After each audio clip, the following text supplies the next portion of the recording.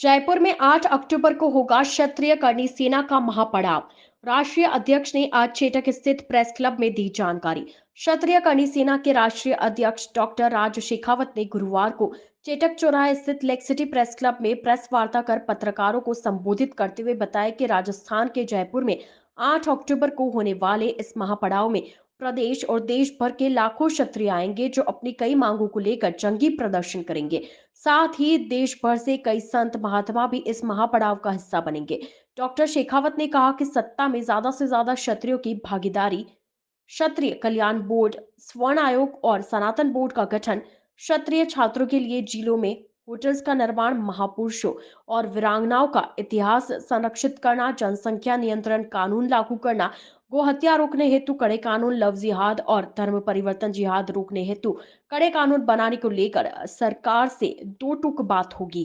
राजस्थान विधानसभा चुनाव के ठीक पहले जयपुर राजस्थान में 8 अक्टूबर 2023 12 बजे से क्षत्रिय एकता महापड़ाव का आयोजन समस्त क्षत्रियों को साथ मिलने के क्षत्रिय करणी सेना परिवार की व्यवस्था में किया जा रहा है।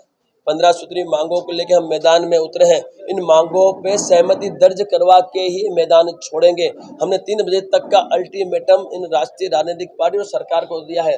3 बजे के पश्चात समय शुरू होगा हमारा।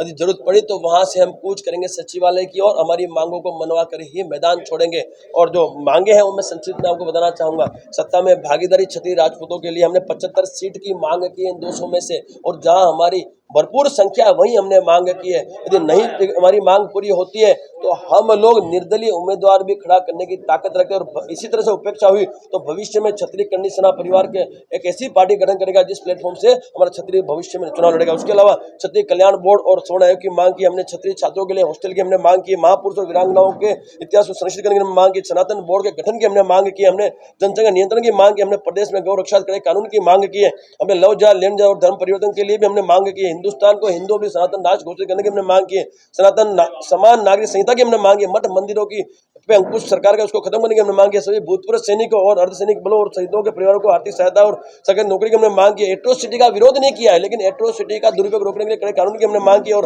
आरक्षण का भी हमने विरोध नहीं किया, लेकिन आरक्षण में क्रिमिनल का प्रावधान की हमने मांगी। और इसके अलावा एक माउंट आबू की हमने मांगी।